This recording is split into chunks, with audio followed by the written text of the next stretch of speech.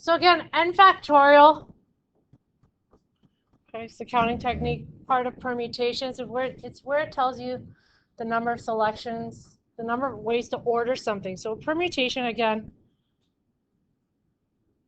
is where order matters. It's very important you think about that when you're actually doing these type of questions, because there's something called a combination where order doesn't matter. So distinguishing the difference between the two will be very important. 6 factorial is the same as 6, and then times it by 5, times it by 4, times it by 3, times it by 2, times it by 1. Note here that 0 factorial is the same as equal to 1. So the number of ways selecting 0 elements is just 1. And then there's a little review of what a permutation is here as well with the formula. A permutation, again, is an ordered selection of elements taken from a given set. So how many different ways can you order objects? And this is very important to note that the order of the selection is important. So order matters. We can write out a permutation as P with a bracket N, comma R, or C an underscore N, P with an underscore R, and it's read as N permu R. And again, the formula here for permutation is N permu R is the same as N factorial over N minus R factorial. Okay. And the objects would have to be distinguishable. Distinguishable means different. So when you're talking about ordering objects, you'd have to have different types of objects to use this formula. We're going to look at how we can actually account for non-distinguishable objects, what we're going to do with those in this lesson.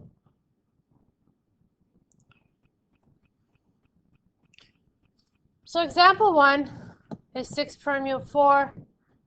This means, and the answer is in the actual explanation, if I did 6 permu 4, I would get 360. That means there are 360 ways of ordering objects when you take 4 at a time from a set of 6. So I'm taking 4 at a time. There are different orders of those 4 at a time. So there's actually 360 different ways. Okay. The formula for this, we all know 6 permu 4 is 6 factorial over 6 minus 4 factorial. That's 6 factorial, 2 factorial. We know the formula. We know what this translates to. We saw this in our previous lesson. We also know that there is a function on our calculator that will calculate this for us. Oh, it's already there. It's 360.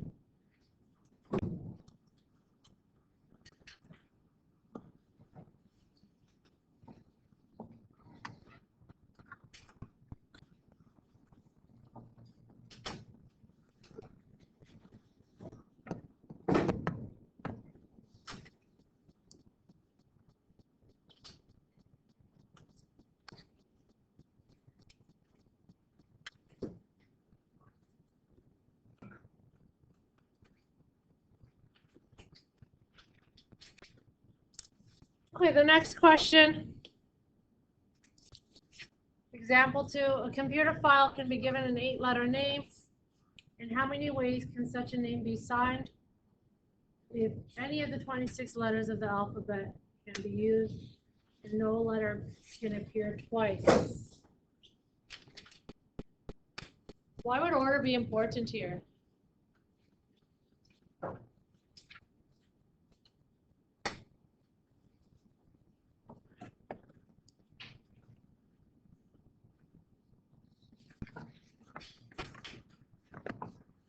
What are we talking about? Talking about naming an object. The way I name something, if the letters are in different order, it's going to be pronounced differently. It matters, the order matters. Okay? Or if I was talking about a password, if I know the letters of your password, but I type them in the wrong order, I'm not going to get in. Order matters. So here we only need 8 letters for the file name, but there's 26 letters in our English alphabet. So there's 26 to choose from, and I only need 8. So 26 permute 8. We will get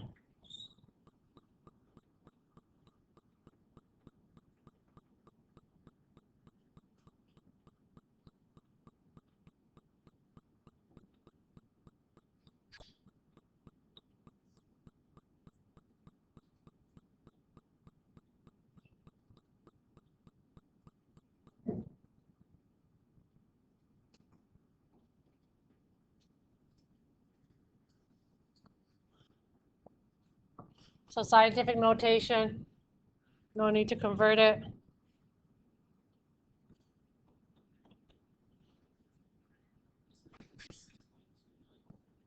From the formula.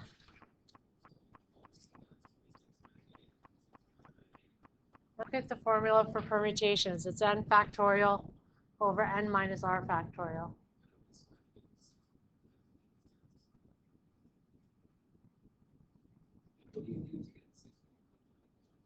How did I get 6.29? Oh, I simply just plugged in 26 permute 8 into my calculator.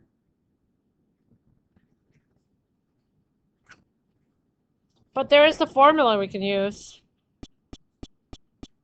So in some cases, you'll be asked to show all the work using factorials. This is showing factorials. In some cases,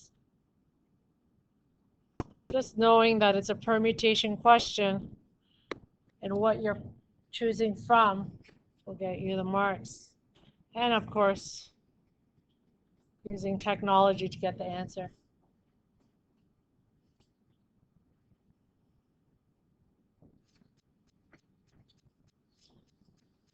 So the more possibilities there are, the more there is to choose from. So if it was greater than 26, let's say I put in a symbol in it.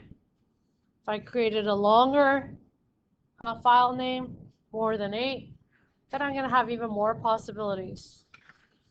This is why some sites, some passwords require to have a certain amount of digits, uppercase, lowercase, symbols, because then the possibilities are higher and it just makes it harder for people to break into your whatever it is, your computer, your online. Another example here, the student council office has to be occupied for 4 hours each day by members of the council. If the council contains 7 people and 4 of them are each required to be present for 1 hour, how many ways can their daily shift be assigned? Again, talking about shifts, so it matters the order because you have to show up to the right shift. You can't just show up to anything. So first, second, third, fourth. And we have 7 people on council and there's 4 required of them. So there's different ways of selecting just 4 for those shifts. So again, order matters here. So 7 permute 4.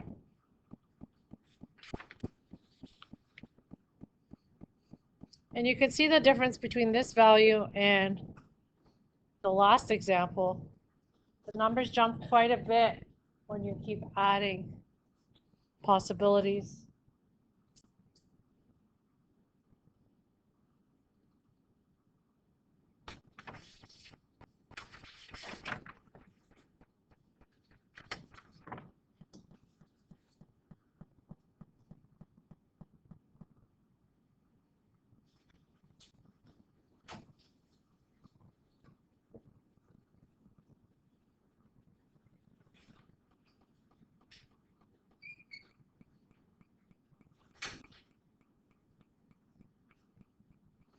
Okay, example 4. Determine the number of letter arrangements that can be made using the letters from the word A, bird.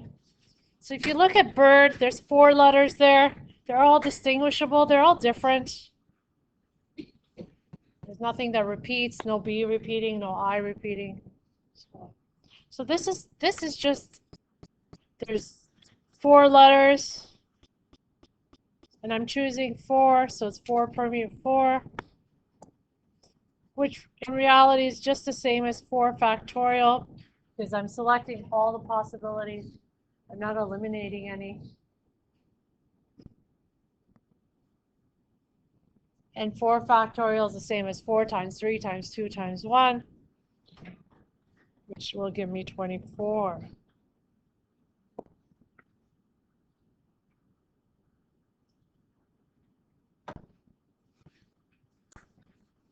The next one is banks. Again, there's 5 letters here. I'm trying to figure out the number of possibilities of arranging those. There's 5 to choose from. 5 permute 5, which is the same as 5 factorial, because you're choosing all of them.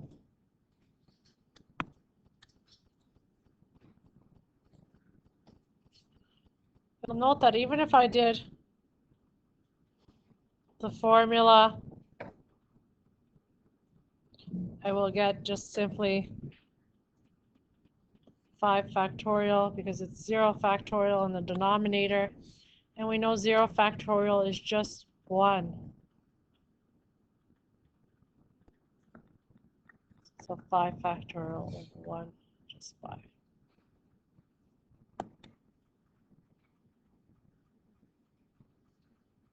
Now at the third example, C, are all these 3 letters distinguishable? No. No. So I have 2 E's. So if I think about even the order, this one's, let's write it out. So I have B, let's rearrange it. So I have E, B, E,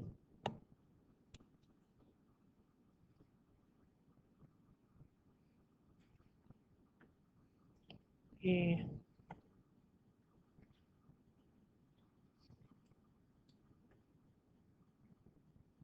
Let's say I rearrange those E's.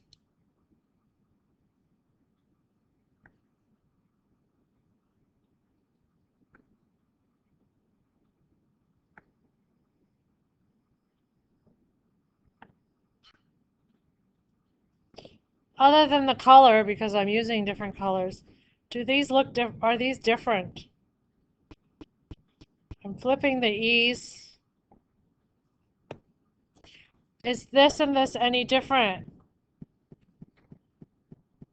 No, they both say B. Doesn't matter that I flip the E. Are this and this any different? No. And this any different? So there's another type of formula you have to use when you have 2 letters that are the same or 2 items that are the same, so they're not distinguishable, meaning they're the same.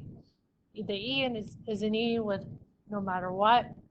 What you have to do in the formulas we're in the next part, you'll take your N, so there's 3 of these. So 3B, 3 letters in B. And then you're going to divide out the number that you have of your duplicate. So I have 2 E's, so I can divide it by 2 E's.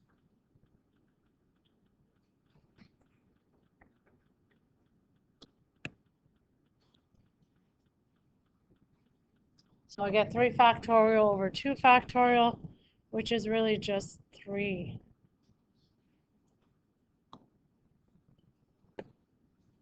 And that's where this formula comes from, n factorial over a factorial, b factorial, c factorial. Represents the permutations from a set with like objects, a are like, b are like, c are like, and so on. So we're going to do a couple more examples that look like this.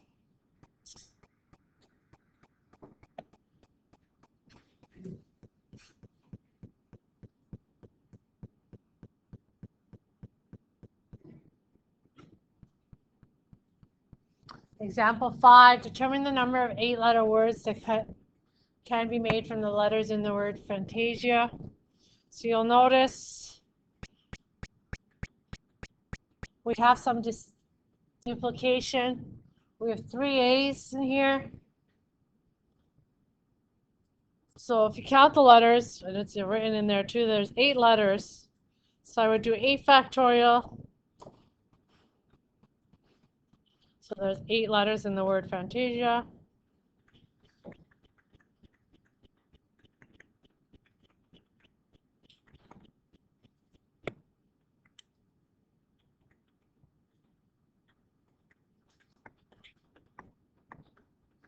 And I would divide out the fact that I have 3 A's. So you're removing the duplication, the words that look the same, just because they're rearranged.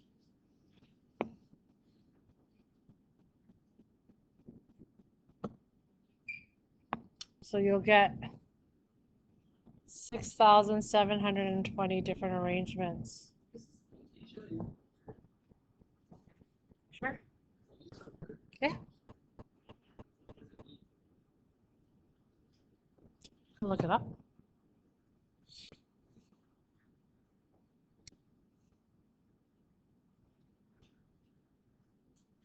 I'm going to skip to example 7 and then come back to 6 because 7 goes with this.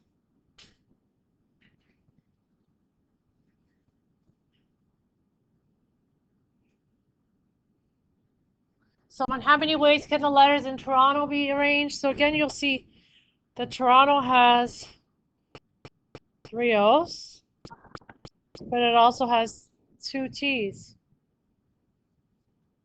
So count the number of letters in Toronto. 1, 2, 3, 4, 5, 6, 7. So there's 7 letters in Toronto. And there's 3 O's. And 2 T's.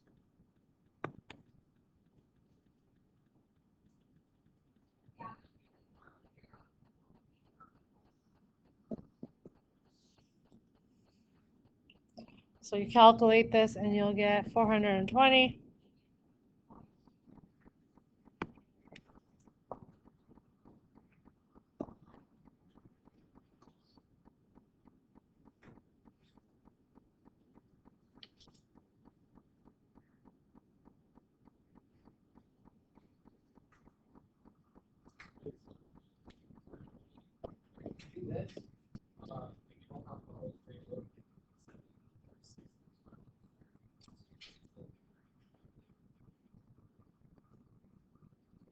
Yes.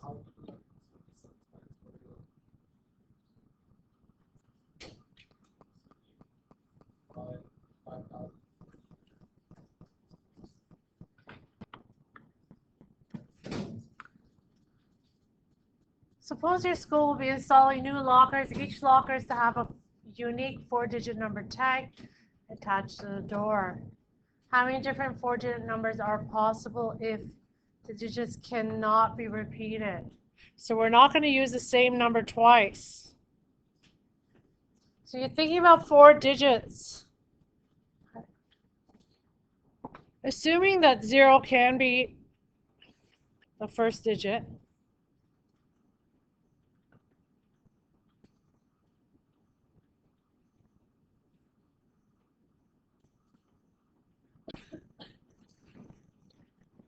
So that you're starting with like 0, 0, 0, 1, and so on. Let's think about how many possibilities. How many numbers between 0 and 9?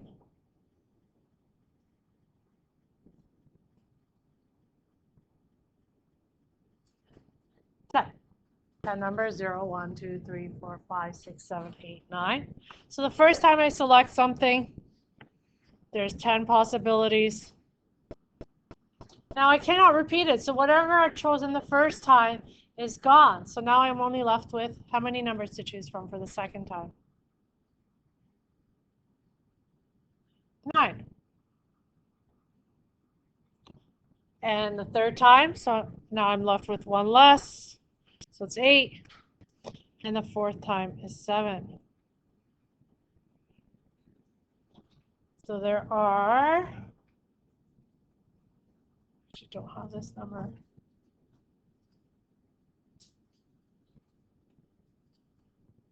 Okay. This is the same, but it's good to see it written out because you don't always have to use the permutation, and in some cases there are twists to these questions. So you want to know that you're thinking about each time you're multiplying the number of possibilities, and if it's going down, you're reducing it by 1.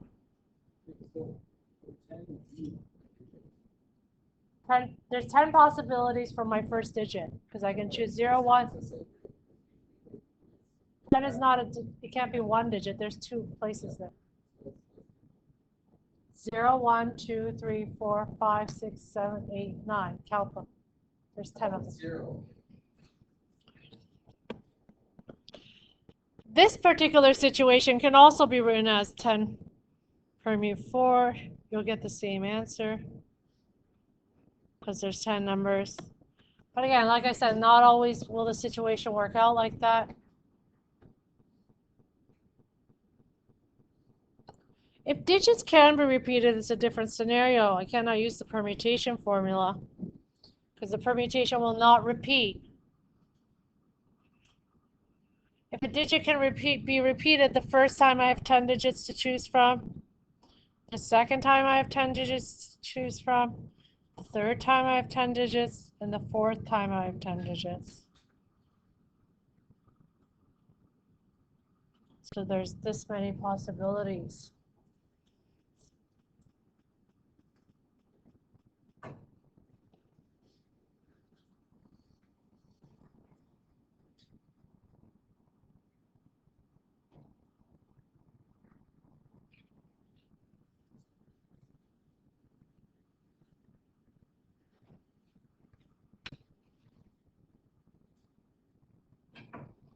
Again, keep in mind that you're always multiplying down to how many possibilities. That's really what the formula is doing. And this is a scenario where digits can be repeated. Here I'm not.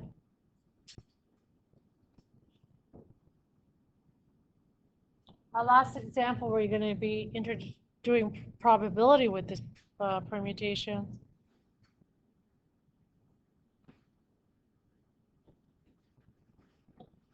Example 8. 3 people are required to clean the cafeteria after lunch. 1 is to clear the tables, 1 to sweep, and 1 to collect garbage. Determine the probability that you and 2 friends will be chosen for the job if 3 people are randomly selected from our class of 15.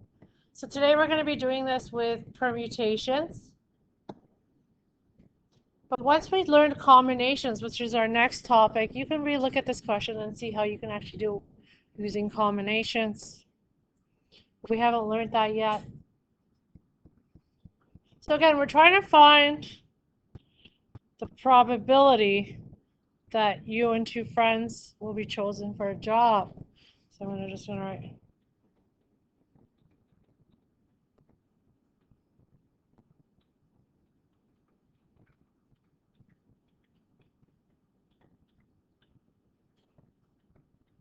So if you remember,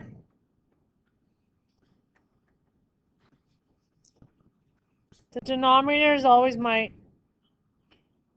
total sample space. So all the possibilities. And I like to start with that, with no restrictions.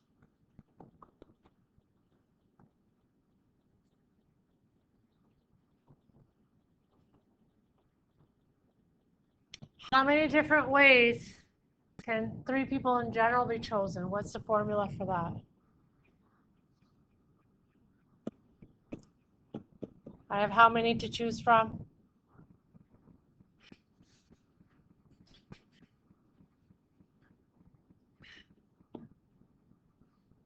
There's 15 students in the whole class, and I'm choosing 3 people. So without any restrictions, there's 15 permute 15 permute 3 different ways of choosing any 3 people. The numerator is where we're going to actually look at how many different ways you and your 2 friends can be selected. So remember, we're talking about different orders. So you and 2 friends being selected in general. You might not be selected first, you could be selected second, not twice, sorry, or last, but then your friends can be selected in different orders. To think about that, that will be either, you can think about it as 3 permute 4, or 3 factorial. So the numerator is you and your 2 friends, the number of ways you and your 2 friends can be selected.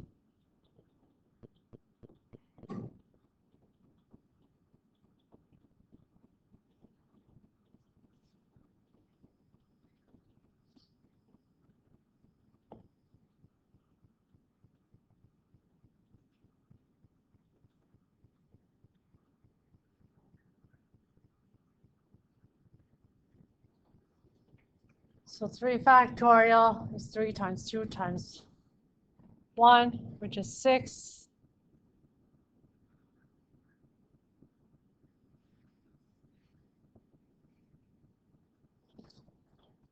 15 permute 3 is the same as 15 times 14 times 13.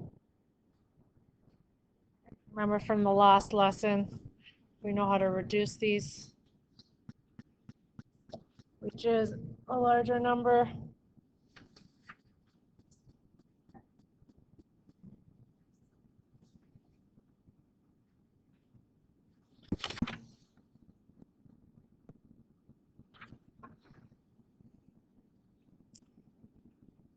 So you turn this, you either reduce it or turn it into a percentage.